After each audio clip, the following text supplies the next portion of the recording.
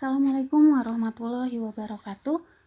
Langkah-langkah dalam penggunaan SPSS untuk menguji suatu uji atau beberapa uji. Yang pertama itu tentang uji F. Nah, gimana caranya? Yang pertama, isi variabel-variabel yang ada untuk uji F untuk mengetahui homogenitas suatu data. Lalu lihat variabel view-nya. Setelah itu ganti tipenya dengan numerik dan beri nama untuk ketiga variabel ini, X1, X2, dan Y. Lalu setelah itu klik Analyze, Regression, dan Linear. Nah, setelah ini lalu masukkan variabel Y ke dependent dan variabel X ke independent. Nah, setelah ini lalu OK dan didapatkan hasil untuk uji F. Dilihat tabel ANOVA-nya, bisa dibandingkan. Di sini kalau misalnya di sini diinterpretasikan data F-nya itu 49,568. Nah, untuk menginterpretasikannya bagaimana? Ada dua cara. Yang pertama lihat F hitungnya dan yang kedua lihat signifikansinya. Apabila signifikansinya lebih kecil dari taraf signifikansinya, cara yang kedua dulu lihat signifikansinya. Di sini ada 0,000. Dari taraf signifikansinya 0,05. Nah, sehingga hipotesisnya diterima atau terdapat homogen pada data tersebut. Nah, lalu yang kedua itu dengan menggunakan nilai hitung. Kalau tadi dengan perhitungan tadi F hitungnya itu 49,568, sudah dilihat di video sebelumnya, ditentukan dulu batas kritisnya. DF1 itu K dikurangin 1, 3 dikurangin 1 sama dengan 2, lalu derajat freedomnya 2 itu N dikurangin K, jadi 20 dikurangin 3 sama dengan 17. Nah, lalu setelah ini dilihat tabelnya, untuk pembilangnya N1 itu 2 dan penyebutnya itu 17, berarti 3,59. F hitung lebih besar daripada F tabel sehingga hipotesisnya diterima atau terdapat pengaruh yang signifikan antara X1 dan X2 secara simultan terhadap Y dan sebaliknya. Ini untuk uji F. Nah, lalu setelah uji F kita lihat coba untuk uji Bartlett. Uji ini untuk data lebih dari dua kelompok, dan nah, dari sini hal pertama yang harus dilakukan yaitu bagi data menjadi dua kelompok. Yang pertama ada data, lalu kelompoknya misalkan kalau kelompok 1 tulis 1, lalu kelompok 2 2, 3 hingga 5. Nah, setelah ini lalu dilihat variabel view-nya, numerik sudah, lalu ke analyze, classify, ke diskriminan, lalu ke data itu masukin ke independen, kelompok dimasukkan ke grup variabel. Nah, setelah itu karena tadi kelompoknya itu ada dari 1 sampai 5, maka di sini ditulis minimalnya 1, maksimalnya 5. Nah, setelah ini lalu klik statistik dan box M. Nah, diperoleh hasil seperti ini. Box M-nya itu 0,577, signifikansinya 0,969. Nah, hal ini dapat ambil kesimpulan bahwa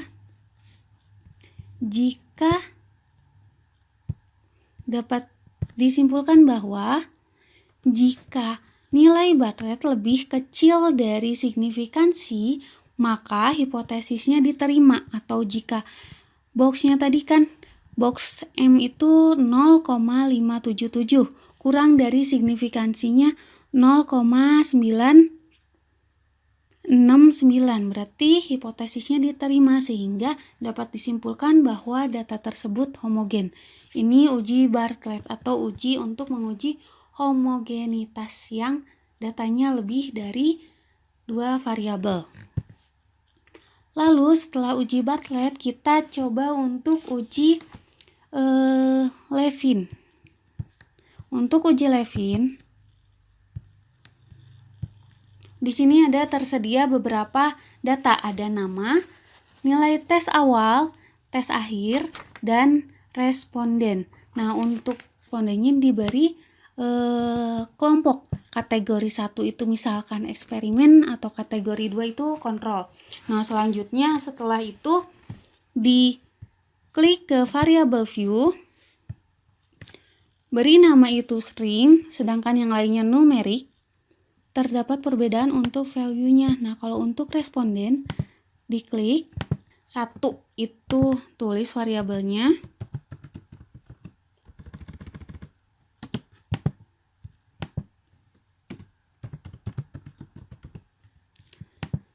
Lalu variabel kedua, lalu oke. Nah, setelah seperti ini lalu dilakukan analisis dengan cara klik analyze ke compare means dan one way ANOVA. Nah, untuk Levin ini juga merupakan salah satu tahapan untuk pengujian ANOVA. Lalu masukkan ke yang dependent itu tes awal dan tes akhir, sedangkan faktornya itu respon. Setelah itu option, klik homogeneity, oke. 0,151. Ini 0,112. Nah, dari sini diperoleh bahwa kalau misalnya di sini dipindahkan sebentar. Nah, di sini jika nilai Levin statistiknya lebih besar daripada 0,05, maka dapat dikatakan bahwa variansi data adalah homogen. Dapat dilihat di sini nilai signifikansinya lebih besar daripada 0,05, maka dapat dikelompokkan atau dapat disimpulkan bahwa data itu homogen. Uji keempat yaitu uji chi-square. Nah, pada uji chi-square itu untuk dilihat misalkan di sini ada soal. Soalnya itu mengenai air dan kejadian. Jadi kalau misalnya adanya air itu sumber air minum dan kejadiannya itu kejadian diare. Nah, di sini dikasih kategori. Biasanya kalau untuk chi-square itu dikasih kategori. Kalau misalnya 1 itu sumber airnya terlindung dan 2 itu tidak terlindung, lalu kejadian diarenya tidak diare dan diare. Nah, setelah ini lalu masuk ke label. Udah label, value, udah. Nah, analyze, deskriptif, cross tab, sumber air di rows, kejadian diare di kolom. Nah, udah gitu lalu statistik, chi-square, continue. Oke. Nah, dari data ini dapat diperoleh hasil. Hipotesisnya, ini hasil dari tadi kita perhitungan. Jadi hipotesisnya itu tidak terdapat hubungan antara 2 variabel. Kalau HA-nya terdapat hubungan 2 variabel. Kita lihat di sini chi-square testnya. Itu jika signifikansinya 0,05 maka H0-nya ditolak. Signifikansinya 0,757. Berarti signifikansinya lebih besar daripada H0. Kesimpulannya itu tidak terdapat hubungan antara dua variabel yang tadi. Nah, ini untuk chi-square. Selanjutnya uji Kolmogorov-Smirnov. Nah, bisa diasumsikan bahwa jika alfanya itu atau probabilitasnya lebih besar daripada 0,05, maka H0-nya diterima, dan sebaliknya jika P probabilitasnya kurang dari 0,05, maka H0-nya ditolak. Nah, gimana cara tahapan untuk Kolmogorov itu? Pertama, disiapkan dulu datanya. Datanya itu 30, maksimal 30. Nah, setelah ini dari data keempat variabel ini lalu diberi nama variabel 1, 2, 3, 4, dan jangan lupa misalkan tipenya numerik.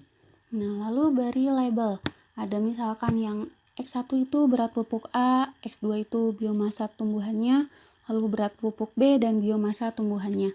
Nah, setelah ini lalu kita coba untuk menganalisis dengan cara klik analyze,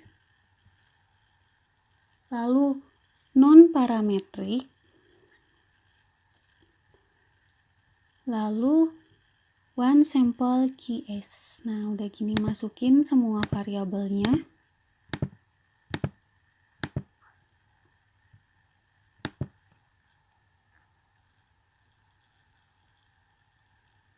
Udah dimasukin ke variabel listnya.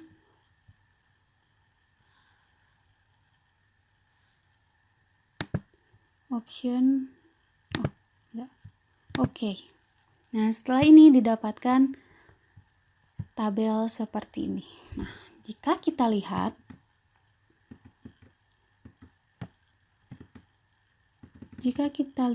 bahwa jika kita lihat dari hasil data yang tadi kita peroleh, ada berat pupuk A, biomasa, berat pupuk B, biomasa tumbuhan juga. Nah, di sini bisa dilihat dari alfa signifikansinya. Nah, kalau misalnya dilihat dari keempat data ini, dia di atas dari 0,05, berarti H0-nya diterima. Seperti itu. Nah, selanjutnya setelah Kolmogorov, lalu kita ke uji Shapiro-Wilk.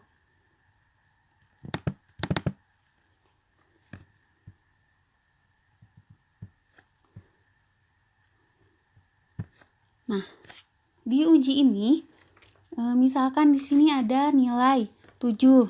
Gendernya ada 1, 2, laki-laki atau perempuan. Nah, gimana caranya? Pertama, masuk dulu ke variabel, lalu ubah nilai jadi numerik, gender juga, labelnya kasih nilai ujian, lalu gendernya kasih jenis kelamin. Setelah itu dilihat value-nya. Kalau untuk yang gender itu dikasih label kalau 1 laki-laki, kalau 2 perempuan. Nah, setelah ini lalu kita klik analyze. Setelah klik analyze, lalu descriptive statistik dan explore. Setelah itu masukkan nilai ke dependent, jenis kelamin ke faktor list. Lalu klik plots,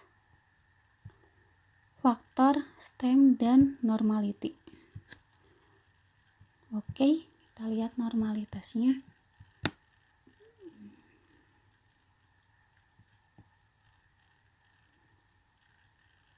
Nah, jika dilihat untuk normalitasnya, jika datanya itu lebih dari 50 menggunakan Kolmogorov. Kalau misalnya kurang dari 50 bisa pakai uji Shapiro-Wilk.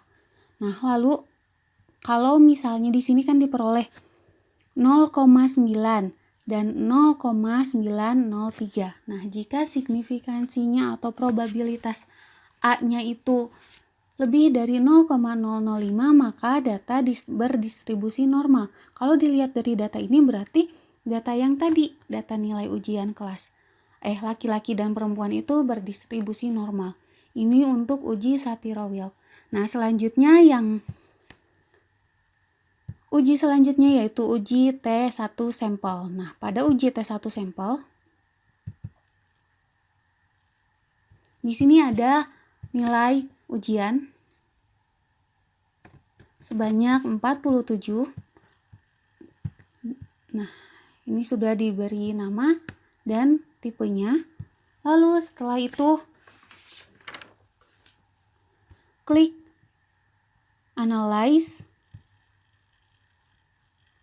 compare, lalu one sample t-test.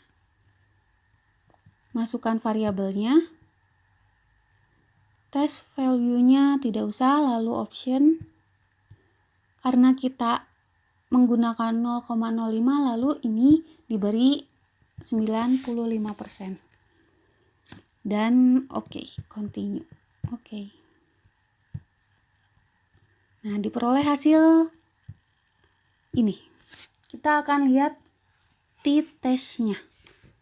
Kita coba pindahkan ke sini, diperoleh hasil berupa tabel ini. Nah, dia bisa pengambilan keputusannya yaitu jika signifikansinya lebih besar daripada 0,05, maka H0-nya diterima. Kita lihat ini 0,000 atau signifikansinya berarti tidak diterima. Kalau misalnya tidak diterima atau ditolak, maka dia itu terdapat perbedaan yang signifikan. Selanjutnya untuk menguji uji T2 sampel yang independen. Di sini ada 20 data. Yang pertama ada grup 1 10 data, grup 2 ada 10 data juga. Nah, setelah ini untuk menguji data apakah ini uji T2 sampel dengan cara kelompokin dulu nilai sama grupnya, beri nama di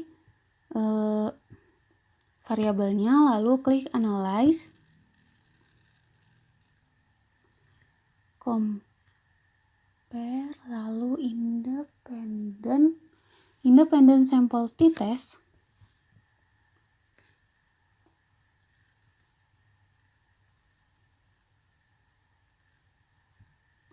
Nilai ke tes variabel dan grup ke grup variabel. Nah, selanjutnya lihat grupnya dulu. Di sini ada grup 1, ada grup 2, continue, lalu option, lihat dulu untuk intervalnya 95 juga dan oke. Diperoleh hasil seperti ini. Bisa dilihat untuk independent t-test, untuk independent sample test 2 variabel yang ini. Nah, di sini ada langkah-langkahnya. Jadi pertama, hipotesisnya itu tidak ada pengaruh antara 2 sampel. Nah, di sini jika P lebih besar daripada 0,05, maka H1-nya diterima. Nah, kalau terdapat 2 cara, misalkan jika uji Levin-nya tes tidak signifikan. Nah, kita lihat di sini, maka gunakan nilai T pada baris pertama yang ini. Nah, kalau misalnya jika Levin tesnya signifikan, maka gunakan nilai T pada baris kedua. Kita lihat kalau misalnya di sini Levin T-nya itu ternyata 0,6613. Berarti P-nya itu lebih besar daripada 0,05. Dia itu lebih besar daripada 0,05. Makanya dia tidak signifikan. Jadi dia masuk ke pakai tabel yang pertama. Nah, setelah ini baru dilihat signifikansinya untuk yang nilai T, yaitu 0,03. Berarti kalau P-nya lebih besar daripada 0,05, H1-nya diterima, sedangkan di sini ternyata P-nya itu 0,03. Jadi H1-nya ditolak atau H0 tidak ada pengaruh yang signifikan. Seperti itu. Nah, ini tidak ada pengaruh yang signifikan antara sampel A dan sampel B. Dan selanjutnya itu ada uji berpasangan, uji T berpasangan. Kita coba di sini ada nilai sebelum dan sesudah. Misalkan sebelum tes dan sesudah tes, lalu diuji dengan cara analyze, compare, paired sample t-test. Masukkan nilai sebelum ke variabel, masukkan nilai sesudah ke variabel 2. Nah, setelah ini lalu option, lihat intervalnya sudah 95 dan oke. Dan diperoleh hasil ini. Nah, untuk menginterpretasikan di sini ada rata-rata, standar deviasi, standar error dan sebagainya di sini. Lanjutin ke cara untuk penginterpretasiannya. Kalau H0 itu sama dengan tidak ada pengaruh antara kelompok A dan kelompok B sebelum dan sesudah. Kalau H1 ini ada pengaruhnya. Nah, di sini ada P itu kurang dari 0,05, berarti H0-nya ditolak. Kita lihat probabilitasnya itu 0,27. Kalau misalnya 0,27 lebih besar daripada 0,027, dia itu kurang dari 0,05, sehingga H0-nya ditolak atau adanya pengaruh antara kegiatan sebelum tes dan sesudah tes. Ini untuk uji yang berpasangan. Dan selanjutnya itu untuk uji Z. Nah, pada uji Z itu sama seperti uji T. Nah, uji T yang satu sampel dengan cara diisi dulu nilainya untuk individu 1, 2, 3 A, B, C, D, E, F, G ini individunya ada 35 orang, berat badan setiap individu. Nah, setelah itu kita lihat apakah rata-ratanya itu lebih besar daripada 55 kilo atau kurang dari 55 kilo. Kalau misalnya lebih besar daripada 55 kilo berarti dia diterima. Nah, dengan cara sama seperti uji T, analyze lalu compare one sample t-test. Dimasukin yang varian 2, tes value-nya itu karena dia ingin mengetahui rata-rata, misalkan kalau misalnya dinilai itu 70, misalkan kalau nilai 70 itu di atas 70 atau di bawah 70 rata-ratanya. Nah, kalau ini tentang berat badan berarti misalkan di sini 55 ingin lihat. Nah, setelah ini lalu option interval sudah oke. Dilihat hasilnya ini. Kita lihat signifikansinya. Kalau misalnya di sini 0,016, berarti hipotesisnya diterima. Nah, dari hasil tadi uji Z itu dilihat, misalkan hipotesis H0-nya itu berat rata-rata kelas 2 SMA adalah 55 kilo. Nah, kalau misalnya probabilitasnya 0,05, maka H0-nya diterima. Kita lihat di sini, ternyata probabilitasnya itu 0,016. Kurang dari 0,05, H0-nya ditolak atau tidak terdapat berat rata-rata kelas 2 SMA itu tidak 55 kilo. Nah, seperti itu. Terima kasih. Sekian pemaparan dari kami. Apabila ada pertanyaan, boleh disampaikan kepada kami. Terima kasih. Mohon maaf apabila ada kesalahan. Wassalamualaikum warahmatullahi wabarakatuh.